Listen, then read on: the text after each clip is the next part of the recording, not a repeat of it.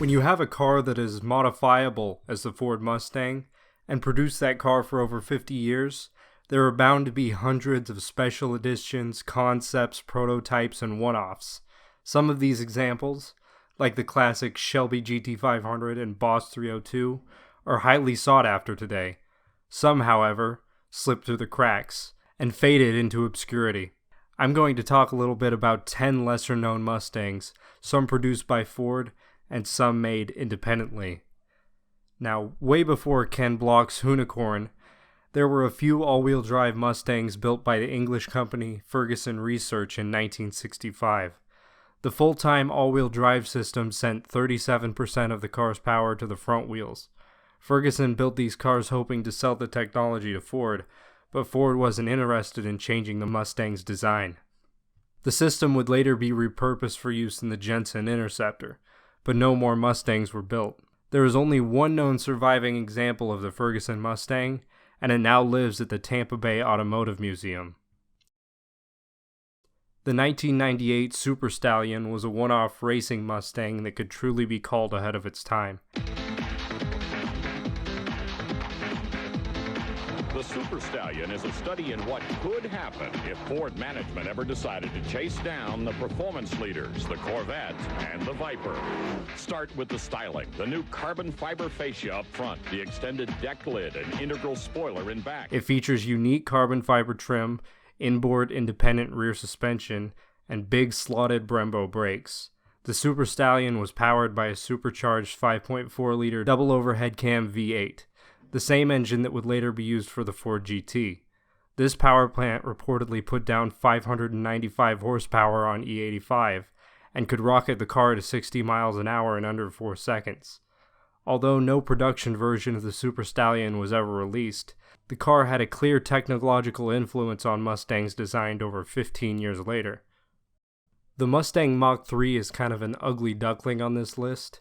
Ford wanted to give the public a taste of what the 4th-gen Mustang would be, so the designers were reportedly told to make the car look like a Ford Probe that got attacked by a swarm of angry bees.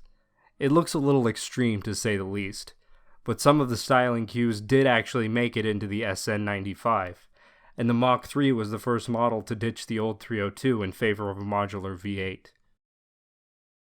Let's get into a car that actually made it into production, the Mustang SVO.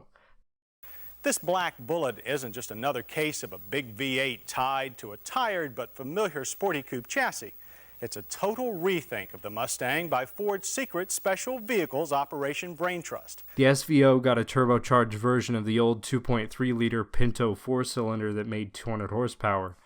Bear in mind that at this time, the V8 Mustang only made about 150 horsepower, despite being the top performer of any Mustang model in its time. The SVO seems to be completely unloved today. Maybe because it doesn't have the romance of a V8 engine, or maybe because the turbo motors are known for spotty reliability. On to something from this century. The Shelby Terlingua Mustang was created in 2006 to mimic the styling of Carroll Shelby's personal GT350R that he raced way back in the day for the Terlingua racing team. What if you took the muscle car out of the Mustang? What if you had the option of making the Mustang into a sports car that did everything well? It went fast, it stopped great, it handled great, and it lost that nose-heavy feeling. Well, I have a car for you. Instead of Shelby's classic Cobra motif, the Terlingua is emblazoned with paintings of cute little bunny rabbits. Not exactly macho. Ford's anemic 4-liter V6 gets a supercharger in the Terlingua, boosting power to 375.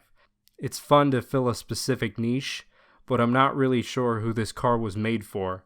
There can't be that many people who are willing to dump a wad of cash into their base model Mustang. The Giugiaro Mustang was created as a concept by Italian design firm Italdesign Giugiaro. It has a strangely shaped rear deck, glass canopy, scissor doors, cameras in place of mirrors, and an actual horsehide interior. I don't know about all those features, but take a look at the front of the car. Doesn't it look a bit familiar to you? Now, I'm not saying Ford ripped off one of their own concepts, but they totally did. Anywho, aside from the unique interior and bodywork, the Giugiaro is pretty much a standard 5th-gen Mustang. It has a supercharged 4.6-liter V8 putting out about 500 horses. When it comes to collectible Mustangs, the two Boss models made from 1969 to 1970 are very high up on the list. But what if I told you that there was actually a third Boss model that never got any love? Well, it's true. The Boss 351 was made only for the 1971 model year. The previous Boss Mustangs had proven their worthiness on the track, but Ford had very little interest in racing by the time the 351 rolled around. That, combined with the car's new bloated styling, meant it would be swept under the rug pretty much immediately. The Bullitt package was a movie tie-in car that came 30 years too late.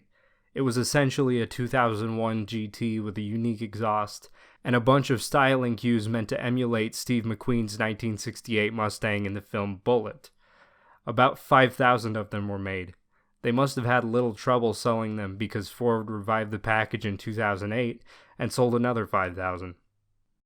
In the 80s, a company called American Specialty Cars partnered with McLaren to transform the Mustang into a wannabe Mercedes SL. The back seats were removed to make way for the hideaway convertible top, and the windshield was raked back. There are other unique trim pieces on the ASC Mustang, but the top is really what you were paying for. This car became completely redundant after Ford came out with their own Fox body convertible, and production stopped in 1990. In 1978, somebody at Ford looked at the success of the Bandit Trans Am with the flaming chicken and thought, I could totally just rip that off and it'll sell like hotcakes.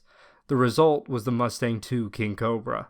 Not only was it a knockoff, they were also trying to cash in on the nostalgia for a time when Mustangs were good. The sweet-handling Mustang II Cobras. No other domestic car in its class gives you all this standard.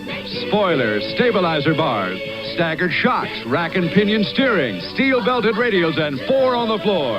That's why Cobra takes the curves like a snake. Handling car, Mustang 2, put one between the road and you. When America needs a better idea, Ford puts it on wheels. This last hurrah for the Mustang II had a 302 making about 120 horsepower. They actually managed to sell 5,000 of these things before Fox body production began. Anyway, these are my 10 forgotten Mustangs.